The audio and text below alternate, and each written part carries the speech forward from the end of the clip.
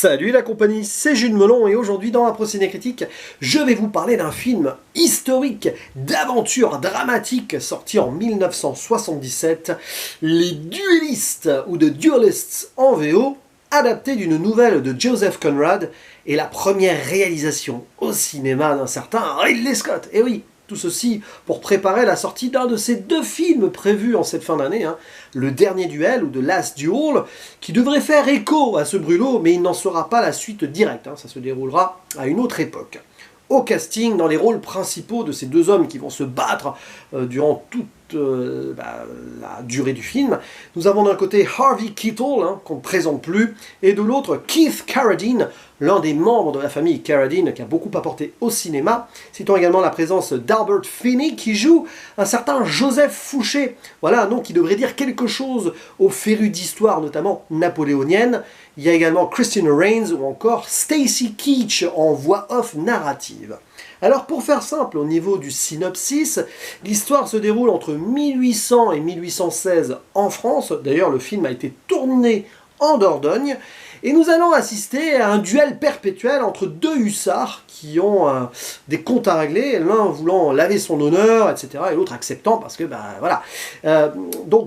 Gabriel Ferraud d'un côté qui va défier justement Armand Dubert parce que ce dernier est venu l'arrêter, parce que voilà, Ferraud il a eu un duel, on va dire, pas très légal ou qui s'est pas très bien terminé, voilà, avec le neveu d'un maire, et donc Dubert a été mandaté pour mettre aux arrêts Ferraud, sauf que ce dernier était en compagnie d'une dame et ça ne se fait pas. Donc voilà, question d'honneur, duel, sauf que le premier duel ne finit pas vraiment, et puis il y en a un autre, et au fil des années comme ça, ils vont se rencontrer, se croiser, et essayer d'en finir, d'une manière ou d'une autre. Et ça va être épique, voilà. Et on va ainsi naviguer dans l'histoire française de l'époque. Mais je ne vais pas en dire plus là-dessus, je vous laisse un peu la surprise. On détaillera certains décors notamment.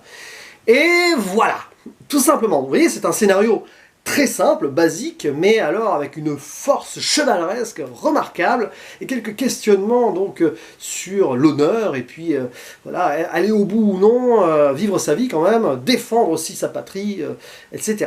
Et c'est superbe, voilà, parce que ce métrage prouve qu'on n'a pas besoin d'un énorme scénario alambiqué et tout, pour faire quelque chose qui marque. C'est un combat d'hommes ici, qui, on va dire, essayent de se défendre déjà eux-mêmes, mais aussi leurs propres, on va dire, codes personnels qui sont en jeu, et on essaye de les comprendre plus on avance dans l'histoire, même si on est beaucoup plus du point de vue d'Armand Dubert, puisqu'on développe sa potentielle histoire d'amour, puis après à un moment il va rencontrer une autre femme grâce à sa sœur, tout ça, et lui-même se questionne sur l'honneur. Voilà, c'est bien beau tout ça, mais à quoi bon? Et il va se passer des trucs vers la fin qui vont faire que ce film prendra une autre dimension humaine que je ne vais pas révéler ici.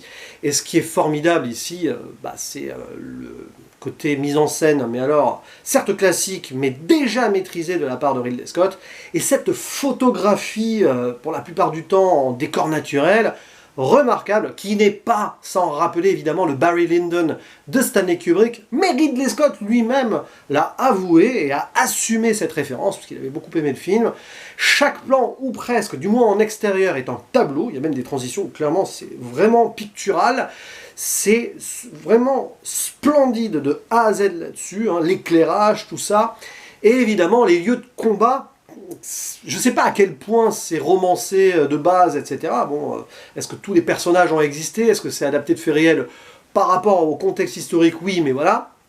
Ce qui est fort, c'est que chaque affrontement va avoir son petit contexte avec des armes différentes, que ce soit des sabres, des épées, un pistolet, à cheval, et aussi dans des cadres particuliers, alors souvent en extérieur, et à un moment une sorte de cave sous-sol avec un éclairage qui vient de l'extérieur, comme ça, qui offre un moment, mais alors, de tension ultime, où les deux vont s'épuiser, voilà, ils vont se vider d'énergie et ne pas réussir à se mettre d'accord d'une certaine manière.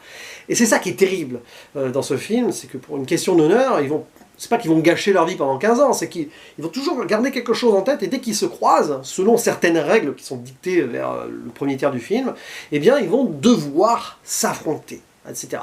Et il y a un moment où ils ne peuvent pas s'affronter, puisque en temps de guerre, s'ils servent la même cause, puisqu'ils sont quand même au service de la France, ils ne peuvent pas, voilà, régler leurs différends, Et ils vont se retrouver sur le front russe, voilà, je ne sais plus en quelle année, dans le froid face à la mort, ils vont même s'entraider. Moi je trouve ça génial.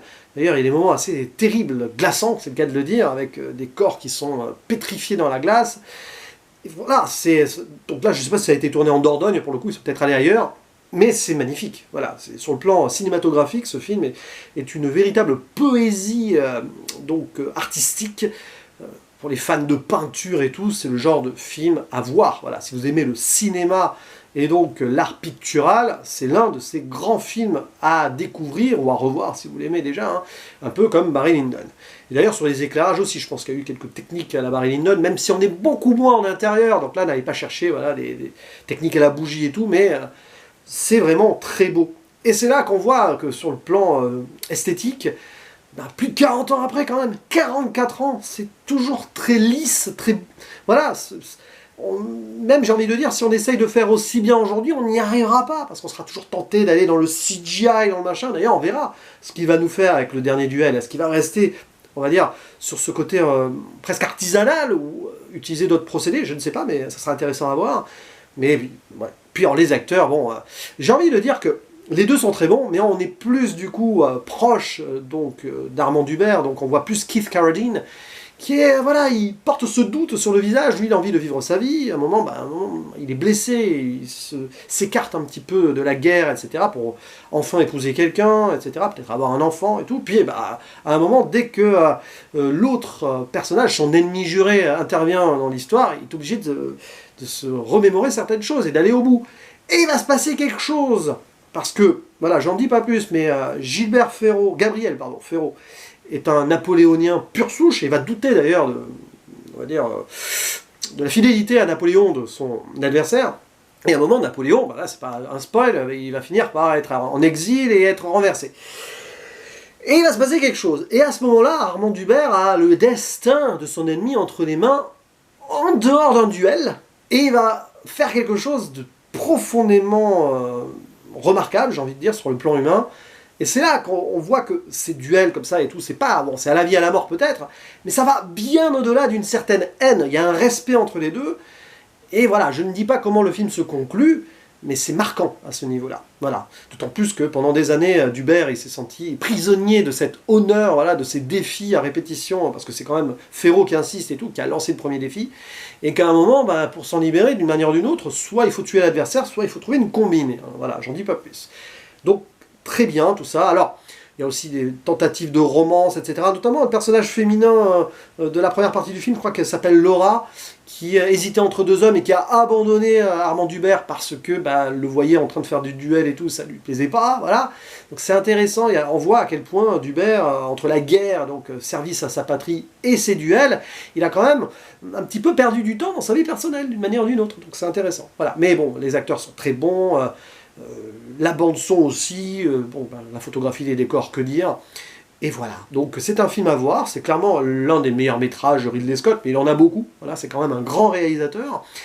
Et n'hésitez pas à dire en commentaire ce que vous en pensez, ce que vous pensez de ces autres films si vous voulez aussi. Et il ne me reste plus qu'à vous dire à la prochaine. Ciao!